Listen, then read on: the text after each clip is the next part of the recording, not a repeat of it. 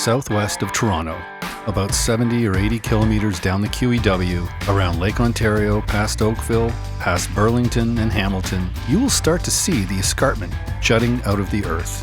It's been there for about 450 million years, and when the Ice Age pushed its way through here, it left rich deposits of dolomitic limestone, a mixture of minute eroded marine shells that biologically generated calcium carbonate, which eventually formed a layer of limestone. The science is real, but a little on the dry side. But there's something more happening here, something very, very cool.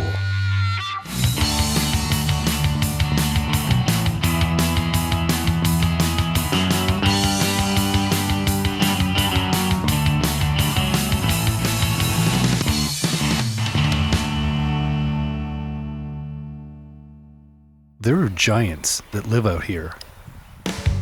Not the kind that J.R.R. Tolkien or C.S. Lewis wrote about, but giants in winemaking, right here in our little part of the world.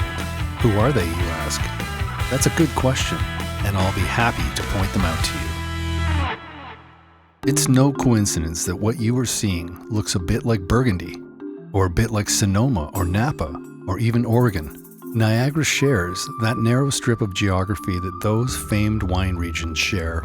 It's a strip of land that generates dreams right out of the ground in the form of grapes.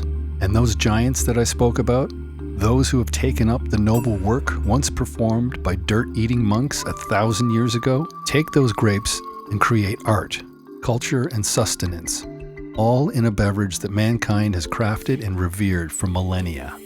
But here in Ontario, things can get a bit murky in the wine industry. On one hand, we're fortunate to live in a place where wines of the world come to us. Retail shopping in this province allows us to enjoy wine from all over the globe, from famed houses and revered regions. But what that does to our local wine economy isn't so fortunate.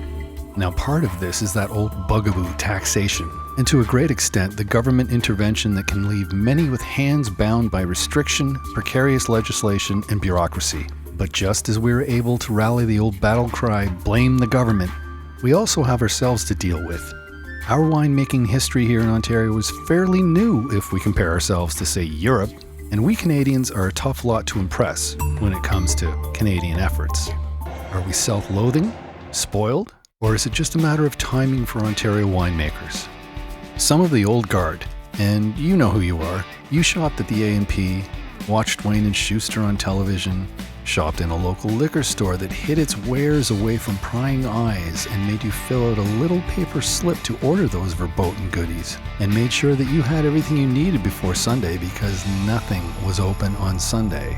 This old guard saw Ontario wines in a much different light. That light has been extinguished. That was our past, and in many respects, we have arrived. So for all of you wine lovers out there who haven't had a chance to get out to Ontario wine country and see it all for yourself, find your favorite spots, your favorite winemakers and favorite wines, keep watching, because I'm going to take you there.